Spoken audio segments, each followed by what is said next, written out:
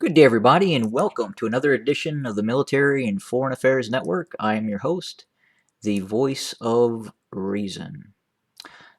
In this episode, it's I would say, another episode of Lessons in Insanity. Yep, another lesson in insanity. So, current events inside of the good old USA, uh, depending on kind of where you sit and your view of the world in terms of what's going on inside of the United States, things may not be going so great.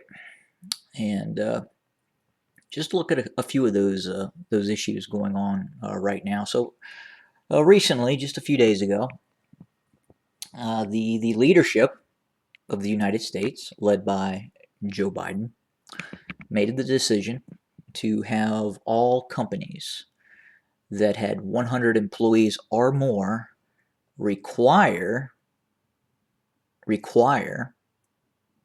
those employees, all employees, to get a certain medication or get tested for a certain bug they may or may not have. And I just wanted to see everyone's thoughts on that issue. Again, I think no matter where you sit on the political side of the equation, left, right, in the middle, and even if you don't even care now, I would say this is going to definitely intrude into your life, even if you do not care and you've never followed politics. Obviously, it is something very significant. Is it constitutional? I imagine that's definitely going to be argued. Me personally, I say it's not. I don't believe it is. I can remember a long time ago, I was having a conversation with a friend, and this friend he was fairly religious. Obviously, believed in God, heaven, hell, and we had gotten on the conversation of I believe the devil and if he exists or not. And he brought up I believe it was certain aspects of the Bible where uh, uh, we talk about what's going to happen in the future, and somehow we arrived at the conversation that at some point the Antichrist would come to power and mandate people to get a microchip inserted inside of their body. So I can tell you, many years ago, I thought that was completely ludicrous. I was like, "Come on, this you're outside the realm of anything that's even possible. Nobody is going to get a microchip inserted into their body. Who would even do that?" And you got to remember, this was 30 years ago, and we were having this conversation. And I fast forward to where we are at now, and I would say the idea of getting a microchip inserted in one's body is probably not that too far fetched now, especially in light of a government that would mandate you to get a certain medication injected into your body, whether you want it or not. You don't have a choice. If you want to stay gainfully employed in our capitalist system and have a livelihood and be able to support yourself and your family, well, as of right now, as it stands, you are going to have to get this medication injected into your body. And then I kind of ask, why? What's okay? Is this something that is absolutely needed? And I've talked to health professionals And what is really, this is my world. This is me talking to people, and the information that I get is, well, the reason that you're getting this certain medication injected into your body is to protect other people, right? Where you don't get sick and then can make other people sick as well. So if you don't get it, you're now selfish, right? Well, the problem with that is that most people that have gotten this medication, well, I don't say most people. So let me just give you an example. So I was talking to a health professional who had said that they had seen 6 patients who had symptoms of of, of this of this thing that's going around. Got to watch the whole the monitoring service by a big tech, so that's why I'm kind of saying what I'm saying. So out of those 6 people, 4 of them had received the medication and are allegedly protected from getting. But you've got to understand they now had contracted the virus and were fully able to spread the virus even after getting this medication that would inherently prevent you from giving it to someone else. And again, it's all under the guise of safety, right? Well, if that's the case, if you can go and you can get this medicine injected into your body and you can still get sick and spread it to other people, and the reality is you could probably spread it to people who have had the medication and people who have not had the medication. Now, you could argue, well, the getting the medication would allow you to get over the virus quicker. Possibly. But again, that's a personal choice. If I want to risk getting sick, like people risk smoking cigarettes, drinking alcohol, doing things that do have an inherent risk, riding a motorcycle, whatever it is, there is an inherent risk with everything. But that doesn't mean the government should come in and mandate something different. And again, I can completely understand if this medication prevented you from giving other people, from getting other people sick. Well, that's not the case. So then the question is why? Well, it's difficult to say. I think we can look at the economic benefits for certain individuals. Obviously, the companies that are manufacturing this medicine are benefiting, especially if the whole planet is required to get multiple doses of this medication. Well, this company, or these few companies that are manufacturing this medication, are going to be enriched beyond your wildest dreams. And that kind of brings in the whole idea of alternative treatments that may or may not be available. So, in case you guys are not aware, the emergency use authorization to use this medication, even though it hasn't been completely proven safe, there can be no other treatments available to have this medication be authorized under emergency use.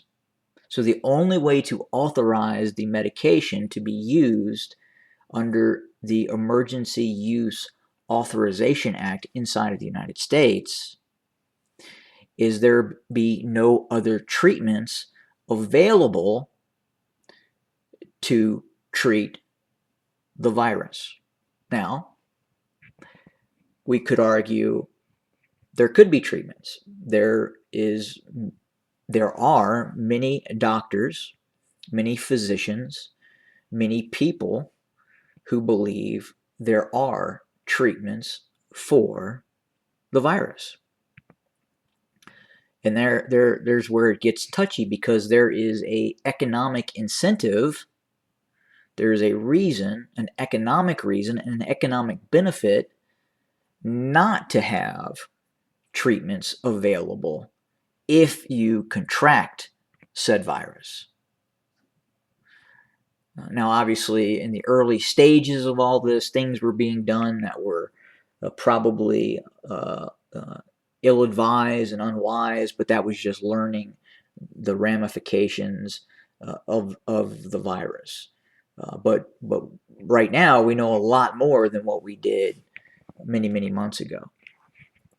But again, just something that's going on inside the United States right now, and probably all over the world, that I want to discuss and talk about. And again, no matter where you sit, does an entity, a government, an agency have the right to say, you must take this? And again, I would be more open to the idea if I knew that if I took this medication, the reason I was taking it was to prevent others from getting sick. And that is simply not true, because we know that people who are taking the different medications that are required now,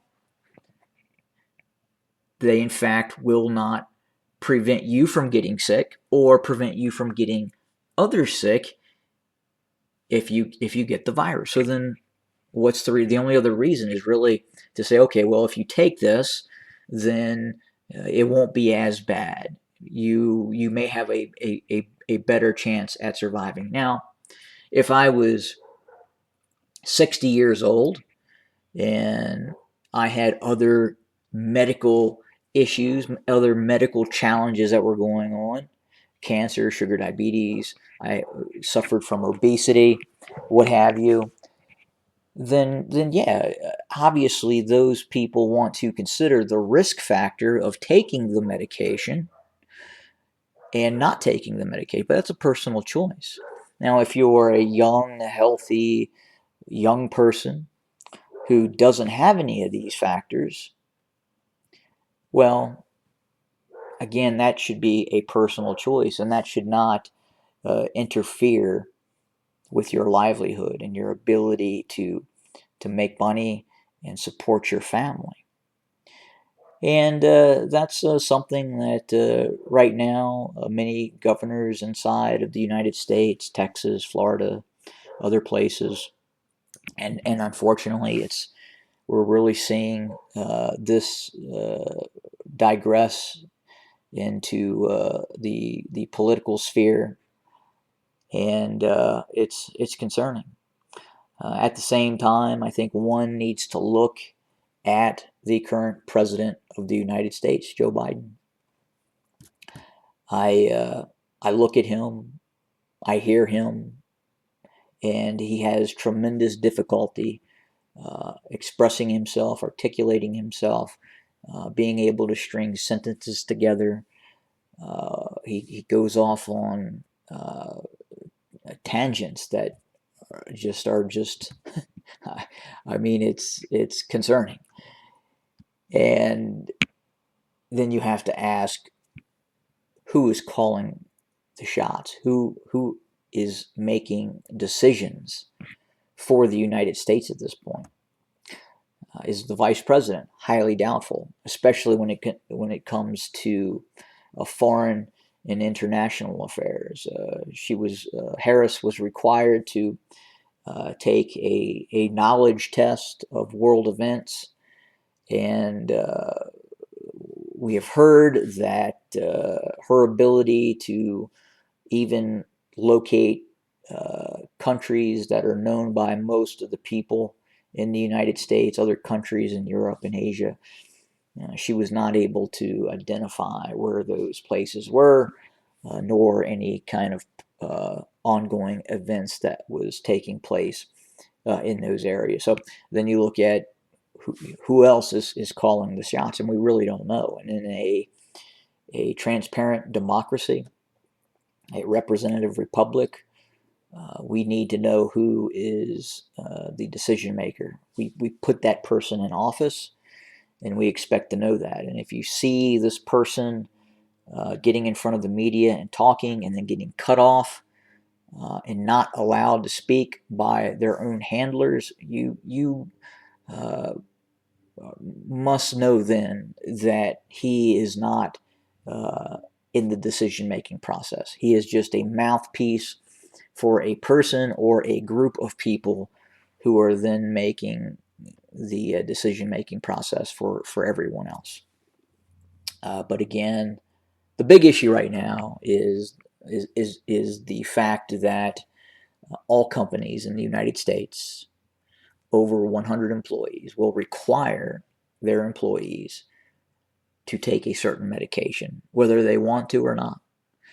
And many of these companies, unfortunately, and this is a concern, the administration identifies these as large companies, large businesses. Well, they're not large businesses. A company that has 100 employees is not a very large business. And what is concerning is a lot of these companies do not have the ability to provide health insurance.